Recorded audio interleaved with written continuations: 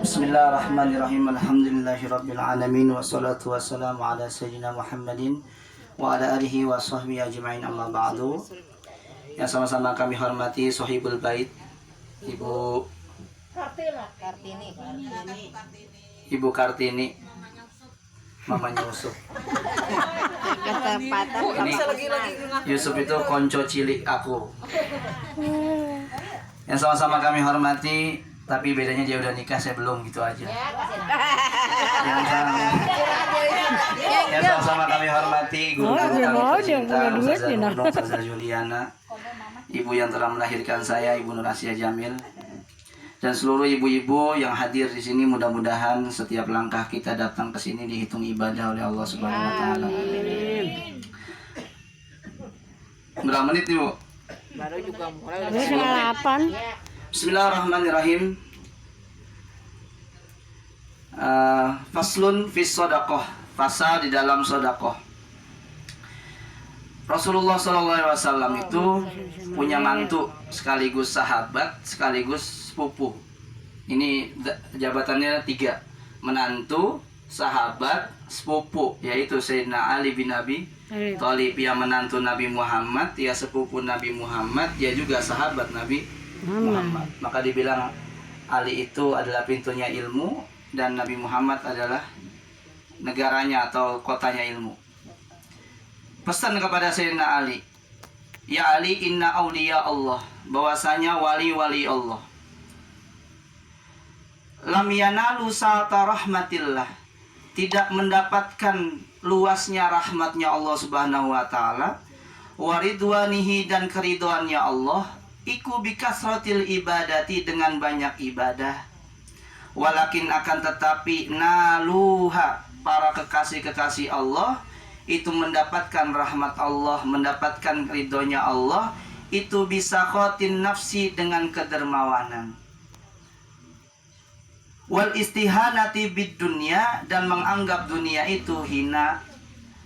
Jadi wali-wali Allah itu mendapatkan derajat, mendapatkan rahmatnya Allah Subhanahu wa taala itu bukan bikathratil ibadah, bukan karena banyak ibadah, tapi karena kedermawanan. Kita kenal Gus Dur, pernah nggak lihat Gus Dur zikir? Enggak pernah. Yang ada tidur. Kita kenal Gus Dur itu tidur. Ya, karena ayatnya wa min ayatihi manamukum billaili wan nahar. Tanda-tanda kekuasaannya Allah melihat manusia itu tidur di pagi hari dan di siang hari.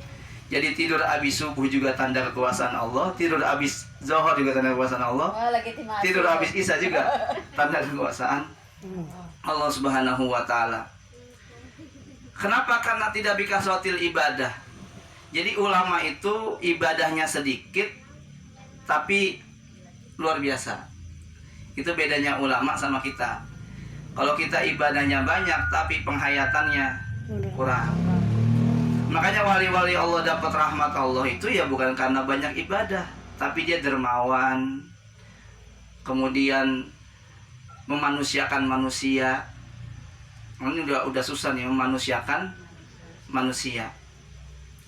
Contoh gampang ini, kita ini dikritik oleh orang-orang saudara kita ini ketika berselawat itu adalah memuja Nabi Muhammad Shallallahu Alaihi Wasallam. Padahal ada kaidahnya, Bu. Ini kaidah syair. Dulu saya di pesantren belajar syair, namanya ilmu arut.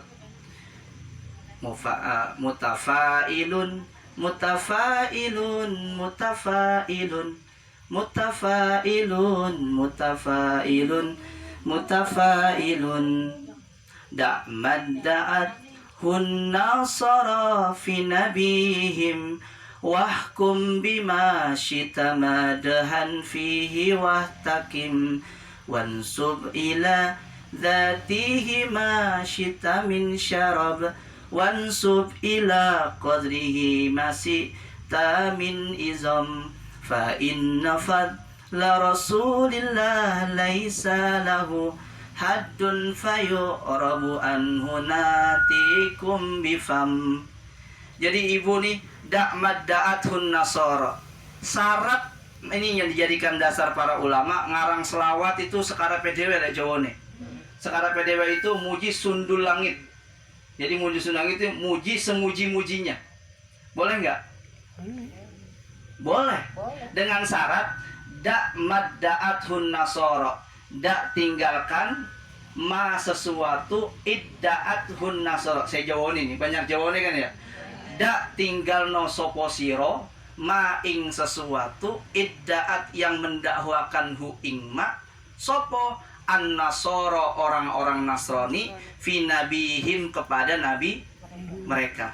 Jadi selama kamu meninggalkan apa yang didakwahkan oleh kaum Nasoro atau kaum Nasrani terhadap nabinya, maka kamu wahkum bima syi'ta, maka pujilah Nabi Muhammad seterahmu, sekarepmu, dengan syarat kita tidak mendakwahkan Nabi Muhammad sebagaimana orang Nasrani menganggap Nabi Isa sebagai Tuhan.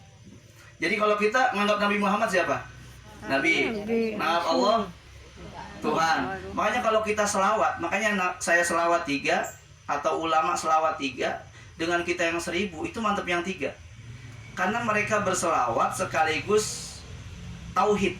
Contoh, Allahumma, ya Allah, berarti zat yang memberi. Allah memberi ala Muhammadin, atas Muhammad. Muhammadnya orang yang diberi. Mungkin nggak Tuhan diberi? Gak mungkin, yang memberi hanya Allah. Nah, sedangkan orang-orang Nasrani itu menjadikan Nabi Isa yang gelarnya sebagai Nabi itu menjadi Tuhan. Selama kita tidak menjadikan Nabi Muhammad Tuhan, boleh puji sepuasnya. Itu yang dijadikan dalil para ulama ngarang selawat tibil qulub. Kan yang dikritik selawat nariyah. Karena ngomong watuk dobihil hawaij, dan sebab Muhammad, Nabi Muhammad dihakabulnya hajat-hajat kita. Mohon maaf Bu, saya ngaji jarang agak bercanda ya. Karena waktunya kan 10 menit. Kalau waktunya banyak bisa. Itu selama ibu tidak menganggap Nabi Muhammad sebagai Tuhan, itu boleh puji sepuasnya. Yang penting punya satu ketauhidan, Nabi Muhammad bukan Tuhan, yaitu dia sebagai makhluk. Maka saya sering ngomong tuh di ibu-ibu, di sini juga pernah sering. Kita ini selalu terkenal pertama satu lari dari rahmat, yang kedua pembenci kebenaran, yang ketiga penikmat fitnah, pencinta fitnah. Dulu yang saya kasih tahu tuh dulu kenapa ibu lari dari rahmat, karena kalau nak hujan neduh. Saya pernah dibilang gini, Bang, kok main hujanan mulu, Gojek gak pernah sakit? Karena saya nganggap hujan rahmat, sedangkan ibu nganggap hujan itu musibah. Sehingga setiap habis hujanan sakit. Akhirnya saking fanatiknya sama saya itu, ibu-ibu pengajian mama saya di rumah itu ada yang main hujanan. Setelah saya ngaji saya, Bang, lah kok hujanan Bu? Rahmat Bang. Akhirnya kata ibu saya, jangan dengerin si Iqbal. Yang kedua, kita penikmat atau pembenci kebenaran. Besok main hujanan Bu. Buktinya terbukti gini. Pulang dari sini siap meninggal nggak? Enggak kan? Berarti kan tidak suka dengan kebenaran. Padahal kalau ditalkin-talkin mayit itu annal mauta haqqun wan naro haqqun. Sungguhnya mati benar, neraka juga benar. Mau nggak masuk neraka? Berarti kan pembenci kebenaran. Kita nggak mau masuk neraka. Yang ketiga, kita itu pecinta fitnah. Itu ayatnya innama amwalukum wa auladukum fitnah. Kita mencintai anak, kita mencintai harta, mencintai semua yang kita miliki, itu namanya fitnah. Jadi tapi fitnahnya bukan fitnah seperti fitnah orang ya. Jadi fitnahnya ini karena anak, harta itu semuanya titipan Allah, tapi kita cinta. Itu karena nggak bisa guyon ya, karena waktunya dikit. Emang saya ngaji dari mana-mana tuh ya paling lama 20 menit. Karena kalau lama-lama ya puyeng juga. Saya nyampein juga puyeng. Tadi pertama gitu Bu, selama ibu muji Nabi Muhammad, tidak menganggap Nabi Muhammad sebagai Tuhan, maka sah dipuji sepujian apapun. Yang lucunya nih saudara-saudara kita nih ngaji ilmu agamanya nggak detail, tapi mitnah kita, itu kemudian ngeritik kita. dengan dia nyerang kita tuh kalau lagi acara-acara haul, tahlil.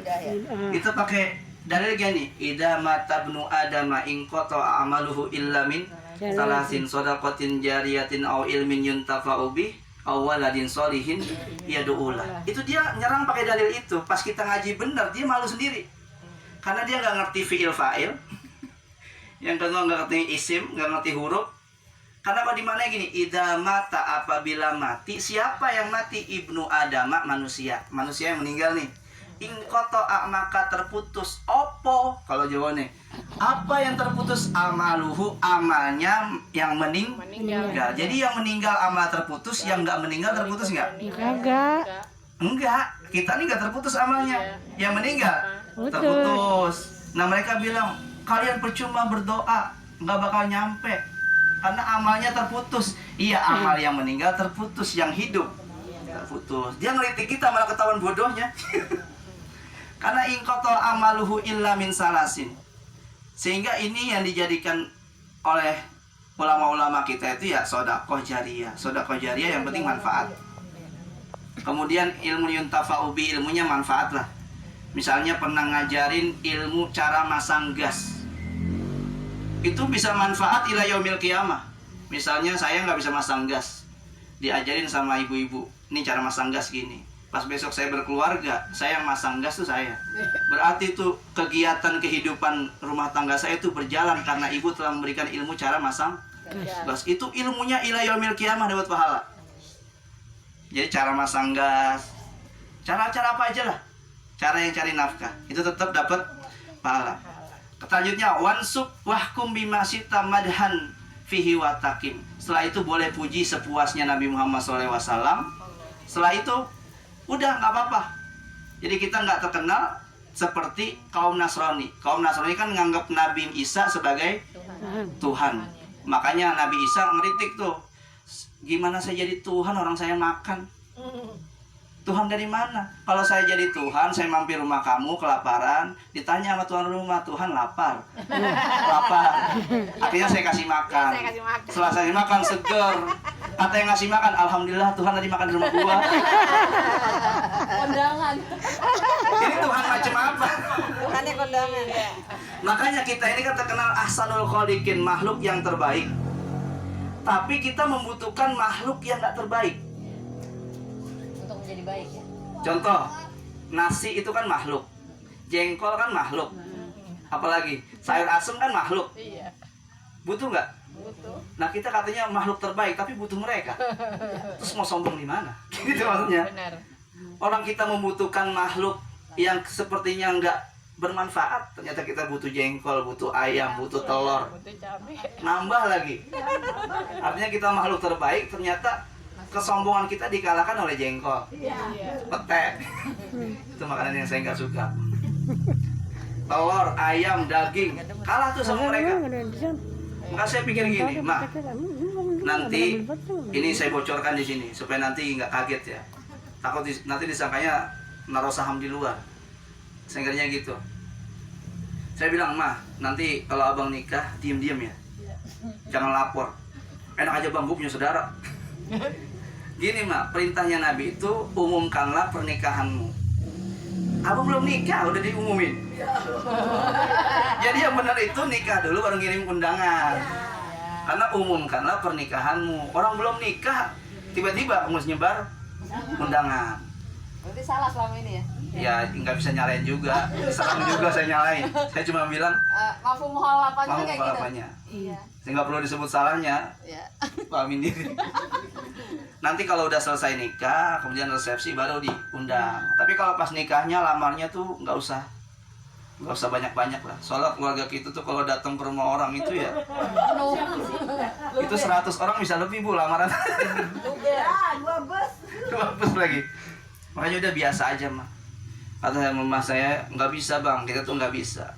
Saya pikir juga. Akhirnya saya nanya guru saya. Ini ilmu yang dulu saya pahami ternyata dibantah guru saya. Assalamualaikum Kiai. Ada 4 madhab itu sepakat kewajiban masak, nyapu, ngepel, kemudian apalagi bikin susu, bikin sarapan, apalagi nyetrika. Pokoknya seluruh kewajiban rumah tangga itu dalam hukum Islam itu kewajiban suami. Itu 4 mazhab, Maliki, Hanafi, Syafi'i, Hambali, itu sepakat semuanya itu kewajiban suami. Kemudian kita punya, ya saya sebagai suami nih, itu punya kewajiban ngomong ke istri, "Mah, butuh pembantu nggak?" Dalam hati saya, kalau istrinya ngertiin, kalau istrinya gak baik, kalau istrinya ngertiin, nggak usah Pak, biar aku saya, gugur kewajiban saya. Tapi kalau istrinya bilang, "Ya butuh lah Pak, capek saya, tugas saya yang repotnya istrinya pinter, tugas saya kan hanya didik anak, nyapu semuanya itu urusan kamu." Saya mikir, terus gimana Gus kalau saya ngontrak, misalnya kontrak di Jakarta paling murah 1 juta, terus kemudian bayar listrik 200, terus ngasih orang tua 500, ngasih mertua 500, tuh gajinya cuma 2 juta Gus, atau UMP dah 4,2, itu kalau dipotong-potong sisa 200.000 Gus. Ini tolong Gus, berikan siasat hukumnya, semua hukum ini tetap kembali ke istri, jangan ke suami gitu. Kata senior-senior saya, "Emang dasar lu kerjaannya ngakalin hukum." Akhirnya guru saya bilang gini, "Bar, di Betawi itu punya tradisi seorang perempuan itu bisa masak. Bagaimana apa tanggapan kamu kalau ngelihat perempuan Betawi nggak bisa masak?" "Ya abis gue sama mertua, dasar mertua tahu diri, mantu nggak becus." Nah sekarang saya tanya Bang, kamu lebih memilih menjaga wibawa istri kamu apa jalankan syariat itu? "Ya jaga wibawa istri saya Gus." "Ya udah tinggalin yang itu biar istri kamu."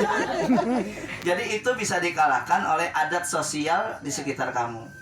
Sehingga alhamdulillah hukum ini kembali ke istri. Padahal dari itu saya kepikiran, ini yang bikin saya nggak nikah tuh. Masak saya. Curhat lagi. Berat amat ya. Tapi curhatnya ilmu ini. Masak, ngepel, nyapu, pokoknya semuanya itu. Dan itu dipraktekin oleh kiai saya. Dia pagi-pagi. Tapi kalau di Jakarta nih lihat suami pagi-pagi ngepel, nyapu, terus jemur, itu gimana perasaan ibu? Itu bini gak tahu diri tuh. Itu kamu lebih menjalankan syariat hukum itu apa menjaga wibawa istri kamu di hadapan seluruh warga? Yang menjaga wibawa istri saya Gus, ya udah biarkan kewajiban itu dikerjakan istri kamu kembali. Kamu tugasnya yang cari uang, kan udah cari nafkah, capek. Alhamdulillah. Assalamualaikum warahmatullahi wabarakatuh.